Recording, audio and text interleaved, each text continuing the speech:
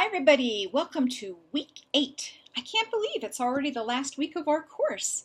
And I've been really happy to work with you. You guys have done a very nice job of toughing it out to the end and have submitted some nice work. So thank you for being engaged in the course.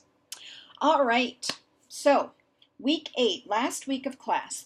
We've got some DQs this week that have to do with giving advice outside of the clinical setting.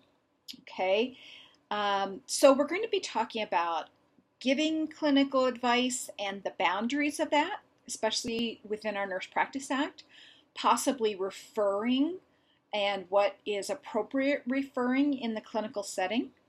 I'm also going to put a little plug in there for nursing malpractice insurance. I do carry malpractice insurance. I honestly carry it mostly because of anything I would do outside of a clinical facility. Inside the clinical facility, if I'm following all the policies and procedures of the facility, they will actually represent me if there was any litigation that's in their best interest.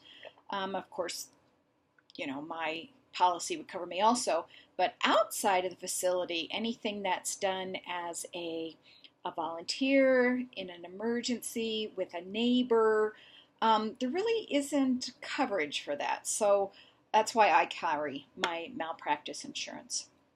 And then we also really need to think about our scope of practice when we're giving advice.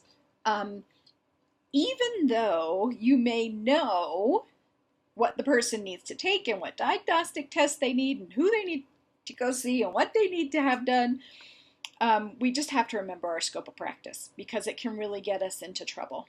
You can make suggestions like, if it were me, I might consider these options, but you have to go have the discussion with your primary care provider. Something on that line. But I'll be really interested to see how you guys chose to address these people and what education that you think would be good to provide for them, because that's really the crux of what the questions are asking. But I also take it a little step further and the problems with giving advice. Okay.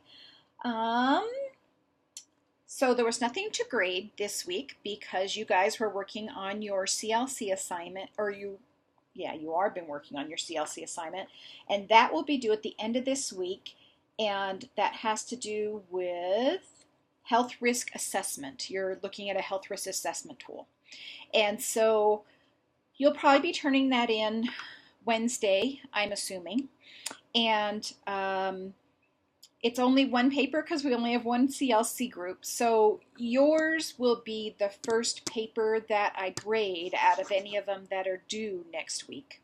And then I'll be trying very hard to get everything graded so that I can get your grades posted within hopefully just a few days after the course ends, so you can know what your final grade was. And so far it looks like all of you are doing great, so I don't anticipate any problems. Okay, just a short video for our last week together, and I wish you I can't talk today. I wish you much success as you continue in your program, and maybe I'll see you in the later course. One of the ones that I often teach is the last or next to last course of the program, the Nursing Practicum course. All right, good luck everybody. See you in the main forum.